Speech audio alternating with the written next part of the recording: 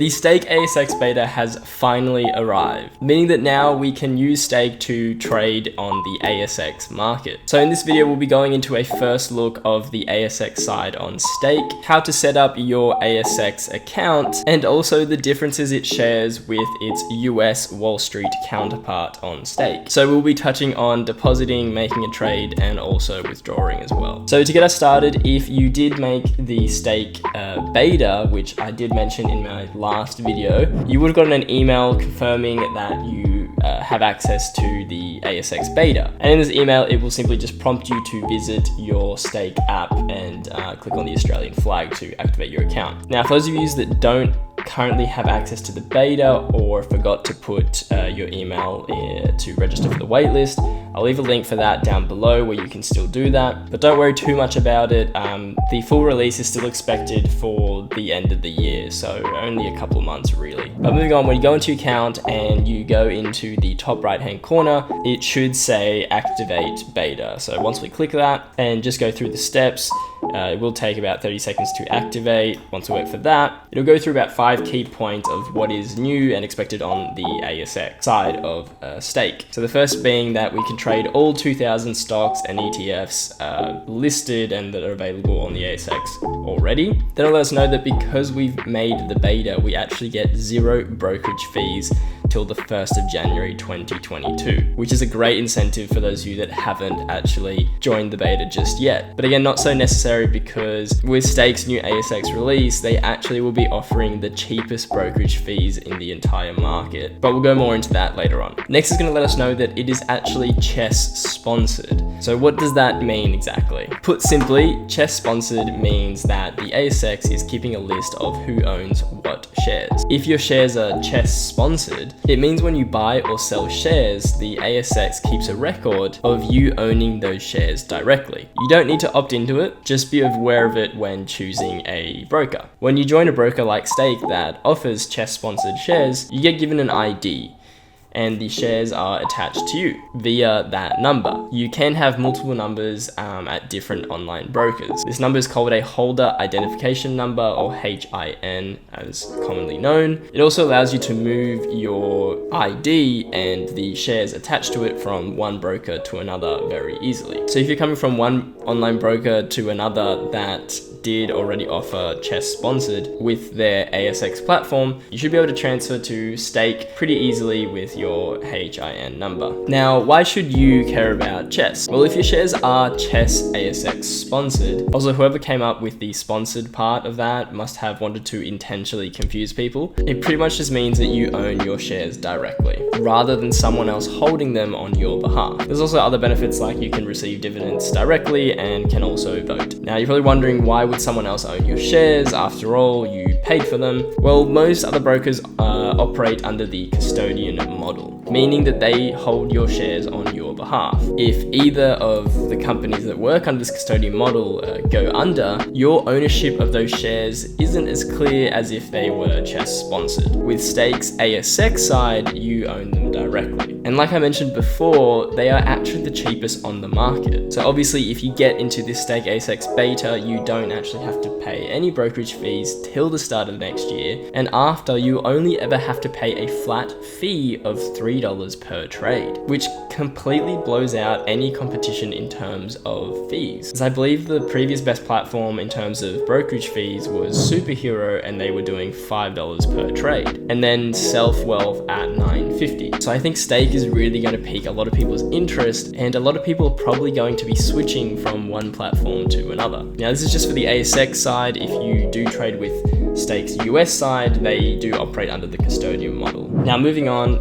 Stake will let us know about their portfolio transfer, which we just mentioned. They do offer it within their app, and they make it very simple. And also they let us know that you can, at any time within one app, transfer from the US side and the Australian side. Then as we move on, they let us know about what's here and what's coming. So what's here currently at the moment, you can do an AUD deposit, withdrawal, and transfer to and from USD. You can also do limit and market orders.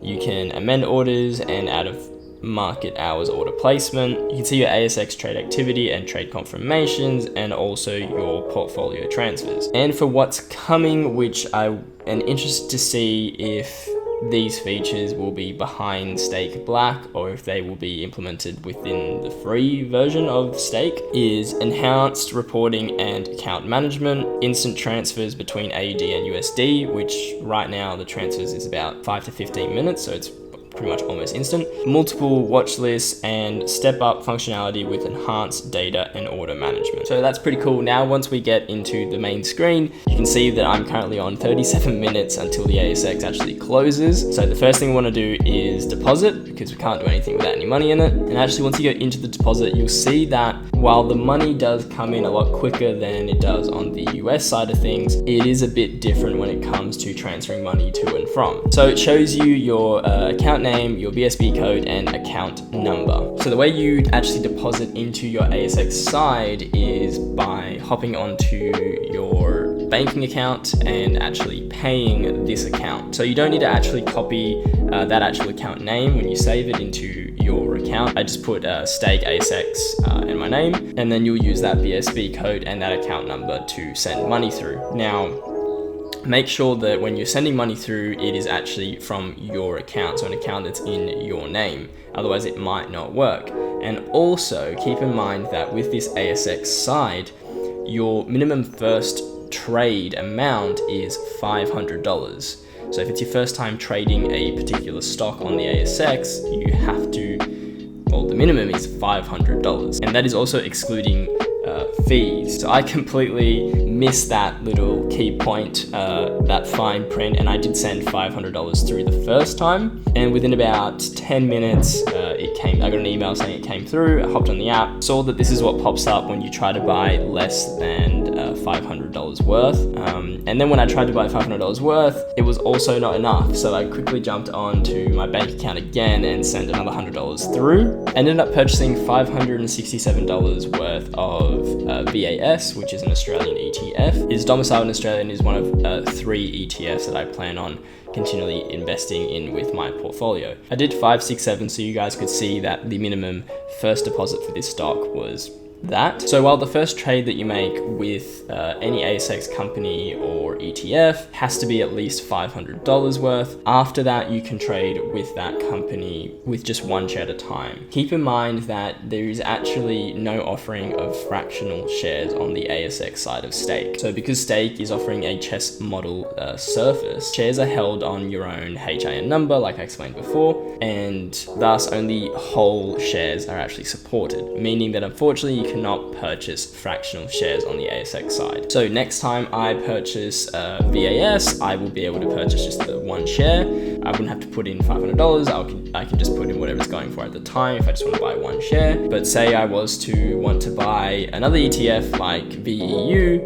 I would have to purchase $500 the first time, and then afterwards I can purchase just one share at a time. So it's definitely something to keep in mind for those of you that already use Stake on the US side of things, because it does differ. Another thing to note, if you click on transfer, it is exactly what it looks like. You'll be able to transfer money from one account to another from your Stake account. So you can transfer from the ASX side to the US side, or vice versa. Keep in mind that it doesn't actually bypass the FX fee that you would get by just transferring directly to it from your bank account to Stake. They still will charge you a FX fee when transferring that money over. And then obviously withdrawing your money out is exactly the same as it is on the US side. So we've already made a video on it on the best way to withdraw. We also made a video on the best way to create an account with Stake and also get yourself a free stock valued up to $150. And Connor made a great video on how to use Stake and tips to minimize fees while using it on a regular basis. I'll leave those links below along with a link for you guys to get that free stock when you start your account with Stake. So that's it for this video. I hope it helped, and let me know in the comments below if you are planning on jumping from one brokerage to another, and maybe you really are looking at just how cheap Stake's ASX brokerage fees are going to be, and if it has enticed you to make that leap. Here is a video YouTube thinks you'll like, and here is our last video.